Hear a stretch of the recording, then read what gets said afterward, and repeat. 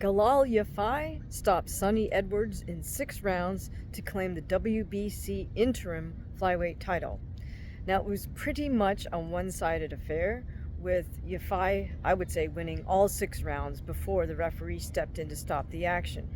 This was my first time watching either fighter, but from my understanding, there's a rivalry, a familial rivalry that goes back because YAFAI is one of 3 boxing brothers, and Sonny Edwards has an older brother, Charlie, who also was a professional fighter. So apparently this YAFAI-Edwards feud kind of goes back a few years. Now, YAFAI fights out of southpaw stance, whereas Edwards started out orthodox and then would fairly fluidly switch back and forth between righty and lefty stance. That stance switching really didn't help Edwards' cause very much, because the main issue with him was that he kept moving backwards and putting himself on the ropes, or worse yet, in a corner.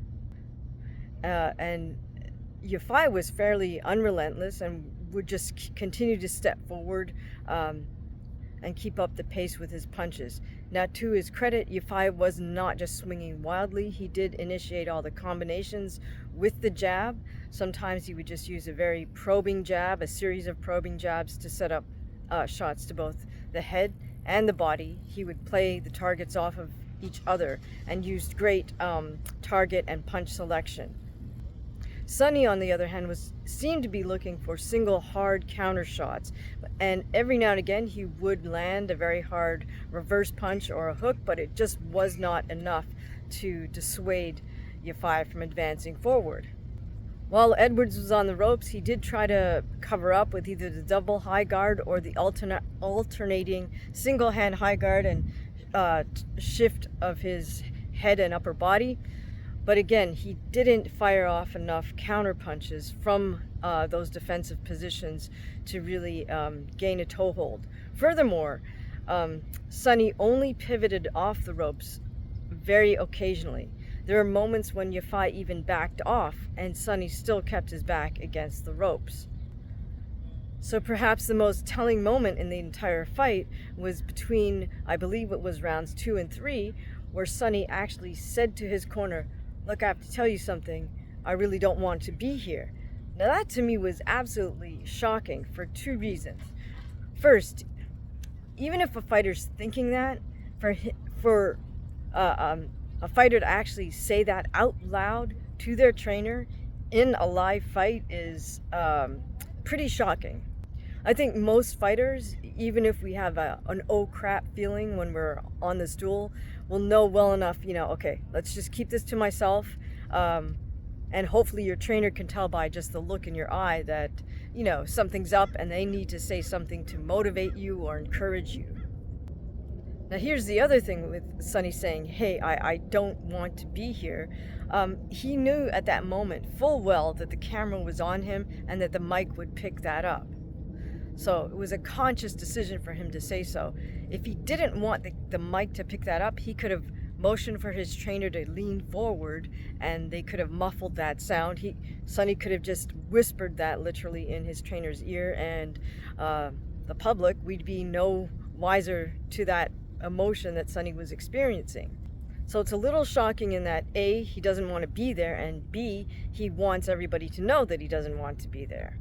Now, that, of course, is absolutely the last thing any trainer wants to hear when they're in the midst of working somebody's corner in a fight. So I have to give props to his trainer for just pushing Sonny to continue a few more rounds and to go out there and at least contend. Now, that's the moment where a trainer really earns their stripes, because they have to be basically a boxing technician and half psychologist. So the trainer needs to know their fighter in that moment. Like, what does that fighter need? Do they need a fire lit underneath their rear end?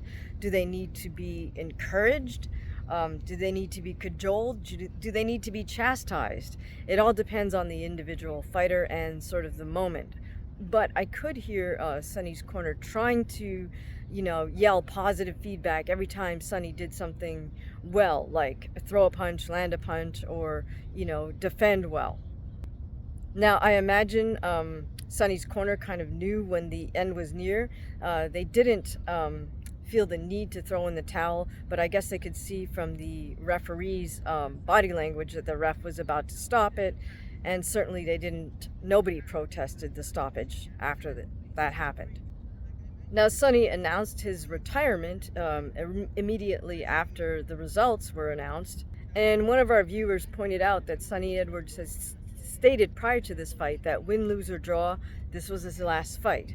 So this gives us a little bit of insight, because if you've already got your foot out the door before you even step in the ring, it's a little bit questionable. It's a little bit dangerous. I'm not sure what Sonny why he decided to continue on with the fight. If he before the fight actually happened, why sign for a fight that you don't really want? Was it too much sort of pressure in terms of being a headliner on dazn? Was it too much pressure in terms of this whole family rivalry thing?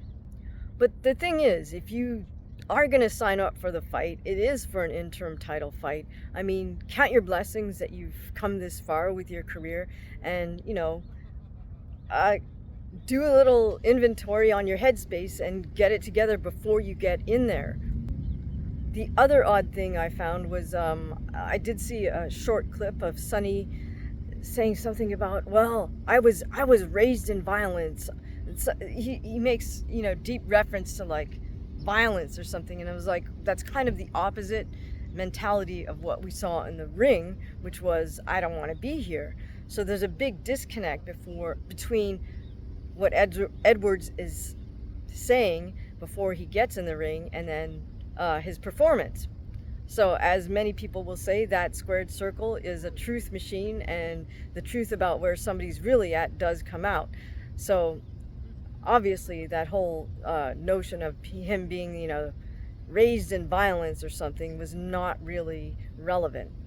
I'm not sure if Sonny just felt that was a great soundbite to throw out there, or he just wanted to talk a little mess to try to intimidate YAFAI, but clearly that was not the real Sonny Edwards speaking before the fight. Now, I don't want this to come off too much as a critique of Sonny Edwards in terms of his attitude or mindset, but I do want to use this as an example of an illustration of how important one's mental state is, and one's mindset is, and one's attitude is towards the fight game in the lead up to stepping in there and when you are in there. One of my amateur coaches, Pete Zaslow, aka Zaz, used to say, hey, if you step in there to kill, you might win. If you step in there to win on points, you're probably going to lose. And if you step in there to survive, you're probably going to get hurt. So the question is, was Sonny Edwards just stepping in there to survive? Now, on a positive note, as somebody else pointed out, one of our viewers pointed out, it was nice to see some of the lighter weight fighters getting some play, getting some airtime, because these guys are fighting at 112 pounds. And, quite often we don't pay attention to the lighter weights, I would say from bantamweight and below. So this was a nice change up to have the flyweight men's division as a headliner event. What do you guys think of watching lighter weight divisions? Do they deserve just as much attention as the heavier weights from middleweight up through heavyweight? Who do you guys think YAFAI should take on next? Eddie Hearn's saying he wants to bring the Japanese fighter over to the UK, but I don't know that that's too realistic. Do you think YAFAI should travel over to Japan and challenge for the title over there? Let me know your thoughts in the comments. Thanks, and if you're enjoying these videos, please do subscribe and hit the notification button. If you'd like early access to all our content and participate in some members-only polls, please also consider joining as a member. Hit the join button. Thanks again for listening.